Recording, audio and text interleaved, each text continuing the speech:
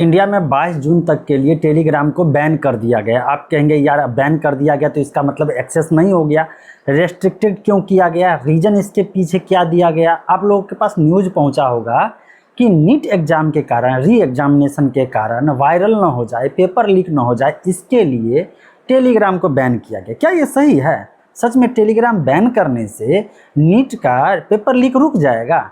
और दूसरी बात कि इसके बाद 30 जून तक के लिए क्या रेस्ट्रिक्शन किया गया है, तो मैसेज एडिटिंग का फीचर को बैन कर दिया गया है, बंद कर दिया गया है। मैसेज एडिटिंग फीचर का मतलब ये है कि एनटीए का कहना है कि कुछ लोग पुराने पोस्ट, मतलब कि अभी जो बैन हुआ है, रुका है टेलीग्राम, इससे पहले के पोस्ट में एडिट करके क्वेश्चन पेपर डाल देंगे और कहेंगे देखो पहले ही ये पेपर लीक हो चुका है।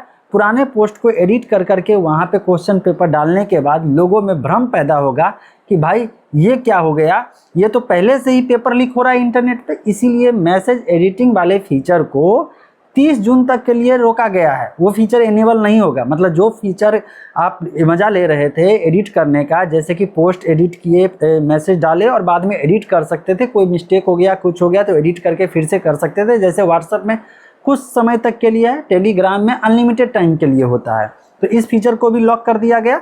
और दूसरी बात कि जब तक एग्ज़ाम ना हो जाए, मतलब कि 21 जून को एग्ज़ाम है तो 22 जून तक के लिए टेलीग्राम को रोक दिया गया। लेकिन इससे समाधान होगा या प्रॉब्लम क्रिएट होगी?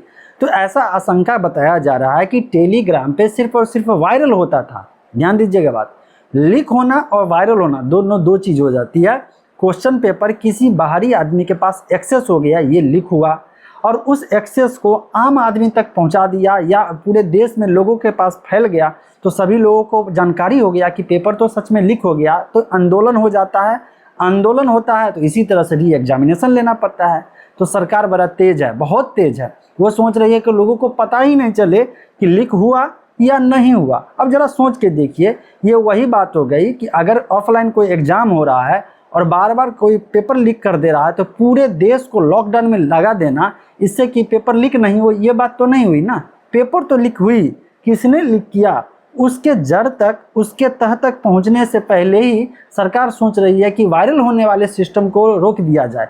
लेकिन ज़रा सोचो कि किसी के पास सच में एक्सेस हो जाए और वो लिमिटेड लोगों के पास हो जाए, तब तो लोगों को पता भी नहीं चलेगा कि सच में पेपर लीक हुआ था या नहीं हुआ था।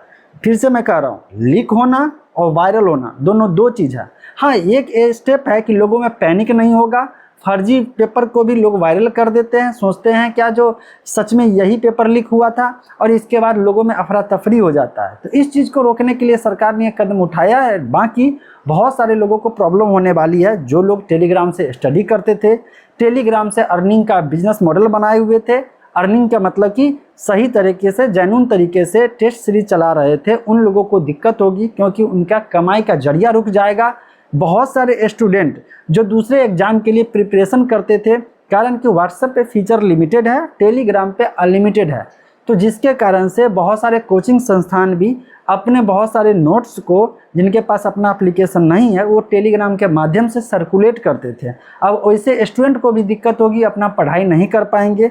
लेकिन अगर एक तरफ से देखा जाए कि थोड़ी दिन के लिए, कुछ दिन के लिए, लिमिटेड टाइम के लिए रेस्ट्रिक्शन लगाया गया है, ऐसे में ऐसा नहीं है कि बहुत बड़ा बवाल मच जाएगा, लेकिन किसी के भविष्य से खिलवाड़ हो जाए। बहुत सारे स्टूडेंट के बारे में खराब न्यूज़ आता था कि एग्जाम पेपर में लीक होने के कारण बाद में अपने आप को ख़त्म कर लिया। कम से कम इससे बचाया जा सकता है। तो देखिए, बाकी आपका क्या ओपिनियन है टेलीग्राम बैन करने से, थोड़ी टाइम के लिए, लिमिटेड टाइम के लिए एक्सेस रोकने से क्या पेपर लीक रुकेगा? कमेंट में ज़रूर बताइए।